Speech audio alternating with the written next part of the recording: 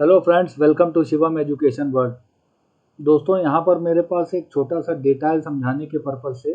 Vendor name और amount है मेरे पास। मैं अगर आपसे कहूँ कि पिवट रिपोर्ट मुझे जनरेट करनी है तो आपको कोई दिक्कत नहीं आएगी। पिवट टेबल बनाने में कई वीडियो में पब्लिश कर चुका हूँ। लेकिन अभी भी एक समस्या है। क्या? अगर मैं इस डेटा के बेस में ट्रेडिशनल अप्रोच से पिवट टेबल जनरेट करूँ तो क्या करूँ? कर्सर डेटा सेट के अंदर और ऑल्ट एंड बी मैंने किया। ऑल्ट एंड बी करने के बाद यहाँ पर एग्जिस्टिंग वर्कशीट में लोकेशन यहीं के यहीं बना देता हूँ। ये मैंने बना दिया। वेंडर नेम को रोज में ले जाता हूँ और अमाउंट को मैंने वैल्यूज में रख दिया। तो ये मेरा पिवट टेबल जनरेट होकर आ गया। अब मेरी रिक्वायरमेंट क्या है? मेरी रिक्वायरमेंट ये है कि अगर मैं आरवी कॉरपोरेशन में यहाँ पर चेंजमेंट कर दूँ, ये मैंने कर दिया यहाँ पर चेंजमेंट, तो यहाँ आरवी कॉरपोरेशन में चेंज नहीं हो रहा है। तो मुझे क्या करना होगा? या तो मैं जाऊंगा एनालाइज टैब में और यहाँ से रिफ्रेश करूंगा तो चेंज हो गया, या अगर मैं यहाँ मोती कॉमर्शियल्स में चेंज कर देता हूँ तो यहाँ पर मुझे क्या करना होगा? ऑटो अपडेट नहीं हो रहा, ऑटो रिफ्रेश नहीं हो रहा। यहाँ मैं राइट क्लिक करके यहाँ से क्या करूँगा? रिफ्रेश करूँगा, तब ये चेंज हुआ। मेरी रिक्वायरमेंट कुछ और है। मेरी रिक्वायरमेंट मैं आपको क्या समझाने वाला हूँ? मैं समझाने वाला हूँ ऑटो अपडेट किस तरह से होगा पिवट टेबल। ये मैं समझाने वाला हूँ दो मेथड से। पहला एक्सेल को यूज़ करके और दूसरा VBA कोडिंग, एक छोटा सा कोड है वो आपको बताऊंगा। और जिस तरह से अभी आपने देखा कि ये ट्रेडिशनल अप्रोच क्या है, कर्सर यहाँ पर ऑल्ट एंड बी किया, या तो आप इसी शीट में या दूसरी शीट में भी आप जनरेट कर सकते हैं पिवट टेबल। लेकिन मैं आज आपको बताऊंगा, अगर मेरा source data, basic data base जो है वो कहीं और रखा है, किसी और ड्राइव में रखा है, C drive, D drive, E drive में रखा है, और मैं एक ब्लैंक वर्कबुक लेता हूँ और वहाँ से मुझे उस ब्लैंक वर्कबुक में, उस ब्लैंक शीट में, मतलब दूसरी या किसी वर्कबुक में किसी और लोकेशन में रखा हुआ जो मेरा डेटाबेस है, उसके आधार पर मुझे उस ब्लैंक वर्कबुक में पिवट टेबल जनरेट करना है और वो ऑटो अपडेट भी हो। वो किस तरह से करेंगे इस वीडियो में सिखाने वाला हूँ। तो सबसे पहले मैं क्या कर रहा हूँ, इसको मैंने क्लोज कर दिया यहाँ से, और ये ब्लैंक वर्कबुक मैंने एक लिया है। यहाँ से मैं उठाऊंगा अपना जो डेटाबेस है, दूसरी जगह से, दूसरी लोकेशन से उठाऊंगा और यहाँ पर पिवट टेबल जनरेट करूंगा और वो ऑटो अपडेट होगा। वो किस तरह से करूंगा, आइए बने रहिए वीडियो में। और ये एक्सेल बेस बता रहा हूँ, फिर बताऊंगा VBA कोडिंग। तो सबसे पहले यहाँ पर जाऊंगा डेटा टैब में, यहाँ सुन लूंगा फ्रॉम अदर सोर्सेज। ये वर्जन टू वर्जन वेरी कर सकता है। यहाँ पर मेरे पास फ्रॉम अदर सोर्सेज में मैं गया और यहाँ से ले लूँगा फ्रॉम माइक्रोसॉफ्ट क्वेरी। यहाँ पर मैंने क्लिक कर दिया। आप अपने वर्जन में देख लीजिए, ये ऑप्शन ज़रूर होगा। अब यहाँ पर एक्सेल फाइल, मुझे मेरा डेटाबेस कहाँ पर है? एक्सेल फाइल में। तो एक्सेल फाइल पे क्लिक किया और ओके कर दिया। तो अब यहाँ कर रहा है कनेक्टिंग डेटा सोर्स। तो यहाँ में मेरा डेटा रखा हुआ है, सी ड्राइव में रखा है। ये मेरा डेटा है, इसको मैंने क्लिक किया और ओके कर दिया। तो ये मेरा डेटा निकल के आ गया। ठीक है। अभी अगर यहाँ पर आपके पास एक एरर आता है कि कोई टेबल नहीं दिखा रहा, तो आप ऑप्शन में चले जाइएगा और ये चारों जो ऑप्शन आ रहे हैं इस पर चेक लगा के रखिएगा, टिक लगा के रखिएगा। जब ये सिस्टम टेबल में अनटिक होगा अगर आपके पास, तो वो एरर आएगा। तो यहाँ पर चारों ऑप्शन में आपको टिक करना है, चेक करना है और ओके कर देना है, तो ये एरर नहीं आएगा।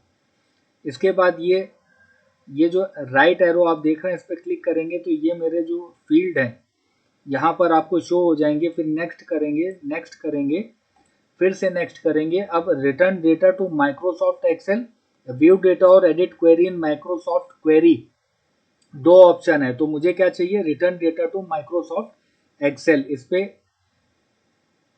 टिक करके और फिनिश कर दिया मैंने। तो यहाँ पर मेरे पास ऑप्शन निकल के आ गया, इंपोर्ट डेटा मुझे करना है। तो मुझे क्या बनाना है? पिवट टेबल रिपोर्ट यहाँ पर बनाना है। इस पर टिक कर दिया और यहाँ पर लोकेशन कोई भी आप ले लीजिए, यहाँ के यहाँ मैं बना देता हूँ।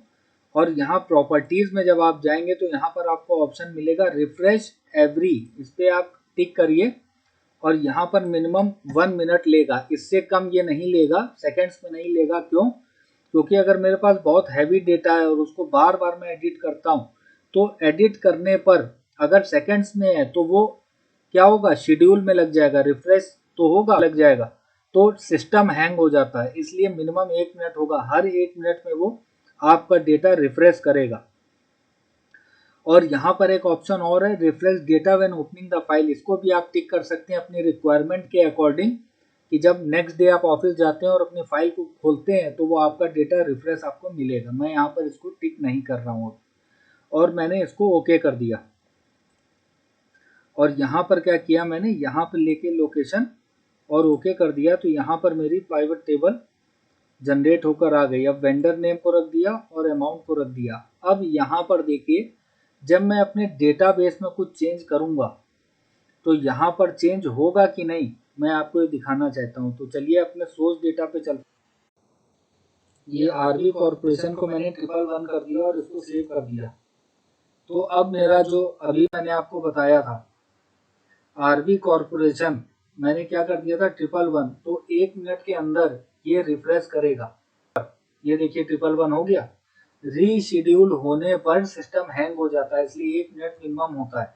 अब यहाँ डेटाबेस में मैंने अभिषेक कुमार को मैंने 222 कर दिया और डेटा सेव कर दिया। तो यहाँ पर देखिए 1 मिनट के अंतराल पे ये रिफ्रेश हो जाएगा और अभिषेक कुमार 222 हो जाएगा, जो मैंने यहाँ पर चेंज किया हुआ है। अभी देखिए, ये देखिए अभिषेक कुमार 222 हो गया। तो इस तरह से हम एक्सेल के बेस पर पिवट टेबल को ऑटो अपडेट, ऑटो रिफ्रेश करा सकते हैं। ये तो एक एग्जाम्पल हो गया। दूसरा एग्जाम्पल छोटा सा कोड है, इसके बेस पे अगर मैं जनरेट करूं, ऑल्ट एंड बी मैंने किया,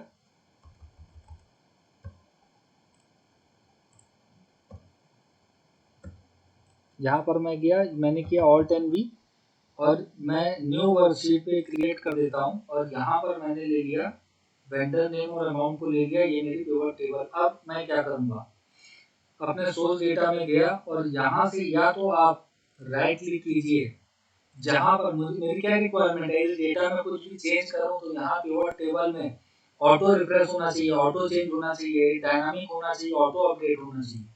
तो यहाँ पर मैं गया और यहाँ पर राइट क्लिक करके या तो मैं व्यू कोड में यहाँ से चला जाऊंगा या ऑल्ट F11 करूंगा तो भी विजुअल बेसिक की एप्लीकेशन की विंडो खुल के आ जाएगी। अब मुझे क्या करना है, मैं यहाँ से दो चेंज करूंगा, यहाँ से मैं लूंगा वर्कशीट और यहाँ सिलेक्शन चेंज जहां पर लिखा है वहां से मैं लूंगा केवल चेंज, मैं लूंगा जहां पर लिखा हुआ है सिलेक्शन चेंज, वहां से मैं लूंगा चेंज और ये इसको हटा दिया नीचे वाले को। यहाँ पर एक छोटा सा कोड लिखूंगा, एक्टिव वर्कबुक, मैं लिखूंगा active workbook dot refresh all, ये मैंने लिखा और एंटर प्रेस किया। ये छोटा सा एक कोड मैंने लिखा, active workbook dot refresh all, इसको क्लोज कर दिया। आप देखते हैं ग्राफिकों में यहाँ पर अगर मैं चेंज करता हूँ 555, तो देखिए यहाँ पर पिवट रिपोर्ट में चेंज हुआ क्या, ग्राफिकों में 555 हो गया। आप देखिए मोहनलाल में 867 है, सोर्स डेटा में अगर मैं जाकर इसको कर देता हूँ 239, तो मोहनलाल में यहाँ पर देखिए 239 हो गया। इसी तरह से अगर मैं यहाँ पर चेंज कर दूं, अभिषेक कुमार को मैं कर दूं स्वदेश कुमार, तो वहां पर देखिए अभिषेक कुमार की जगह स्वदेश कुमार हो गया। तो ये छोटा सा कोड था, एक्टिव वर्कबुक डॉट, अभी मैं आपको फिर से दिखा देता हूँ, रिफ्रेश ऑल।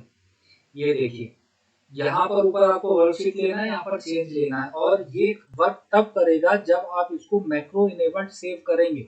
नहीं तो इस फाइल को जब आप क्लोज कर देंगे, दोबारा ओपन करेंगे तो ऑटो अपडेट नहीं होगा। तो इसको जब कंट्रोल ऐसा करेंगे और यहाँ से ये कह रहा है to continue saving as a macro free workbook, अगर आपको मैक्रो हटाना है, ये जो एक्टिव कोड लगाया है इसको हटाना है VBA कोड को, तो आप क्या करो, यस कर दो, नहीं तो नो करके आप क्या करोगे, नो करोगे और इसको सेव करोगे कहीं भी लोकेशन में। डेस्कटॉप में मैं ले लेता हूँ, यहाँ से लूंगा मैं सेव एज टाइप में एक्सेल मैक्रो इनेबल्ड वर्कबुक, और तब मैं जब मैं इसको सेव करूंगा उसके बाद अब ये आपका काम करता रहेगा। तो इसको सेव एज टाइप में एक्सेल मैक्रो इनेबल्ड वर्ब को करके सेव करना पड़ेगा।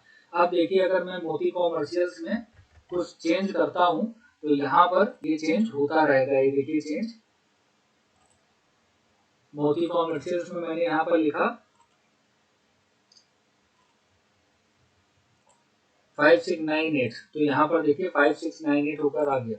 अगर मैं यहाँ पर लिखता हूँ किशन फूड्स में मैं लिखता हूँ 111 तो यहाँ पर देखिए किशन फूड्स में 11 लिखकर आ गया। तो दो तरीके से मैंने आपको पिवट टेबल को auto refresh auto update dynamic करना बताया है।